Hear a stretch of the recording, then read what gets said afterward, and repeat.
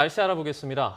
영동 지방의 강풍은 약해졌지만 건조한 날씨가 계속될 것으로 보여 지속적인 경계는 필요하다는 예보인데요. 기상팀 유다현 캐스터와 알아보겠습니다. 안녕하세요. 안녕하십니까? 안녕하세요. 네, 역대 대형 산불이 모두 이 동해안 지역에서 발생을 했다고요. 네, 그렇습니다. 영동 지역은 잊을만 하면 대형 산불이 발생을 하는 곳인데요. 네. 앞서 홍성욱 기자가 말씀을 하셨듯이 봄철에 이 지역에 부는 강한 바람인 양간 지풍이 바로 원인입니다. 불을 몰고 온다고 해서 화풍으로도 불리게 되는데요. 역대 대형 산불이 모두 동해안 지역에서 발생을 했습니다. 1996년 고성 산불, 2000년 동해안 산불, 그리고 천년고찰, 낙산사가 소실됐던 2005년 양양 산불, 그리고 지난해 고성과 속초에 발생한 산불 모두 양간 지풍이 피해를 키운 원인이었습니다. 네, 바람이 얼마나 강력했던 건가요? 네, 보통 초속 17m 이상을 태풍급이라고 얘기를 하는데요. 작년 같은 경우, 작년 고성 산불의 경우 순간 최대 풍속이 초속 30m 이상, 그러니까 태풍보다 2배 정도 가까운 강력한 바람이었고요. 어제 일어난 산불도 바람이 강했습니다. 오늘 아침 미시령의 최대 순간 풍속이 24.7m를 기록을 했는데요. 보통 초속 15m 이상이면 피해가 발생하기 시작하는데 간판이 떨어지고 기와장이 날아갑니다. 또 초속 20m 이상이면 사람이 서 있기가 힘들어지고요. 작은 나무가 꺾이거나 하는 피해가 발생을 하게 됩니다.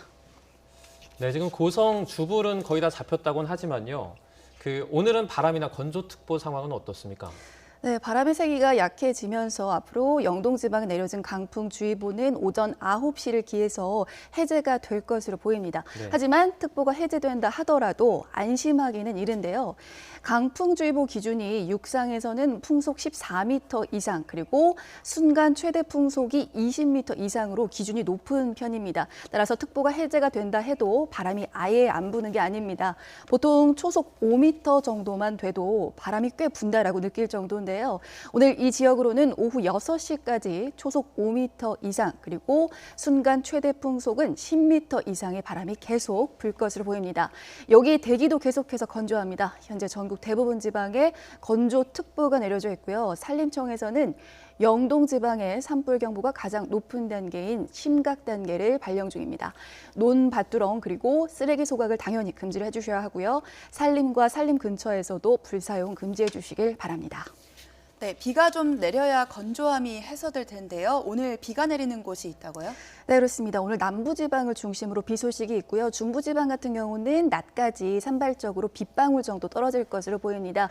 오늘 오후에 제주도를 시작으로 밤에는 호남과 경남 그리고 내일은 전국적으로 비가 확대될 것으로 보이는데요. 시간대별로 나온 자세한 비 시점 확인을 해볼까요?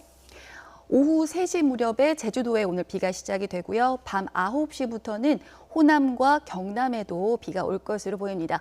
내일 오전 중에는 전국 대부분 지방에 비가 확대될 것으로 보이고요. 비는 내일 저녁에 그치겠습니다.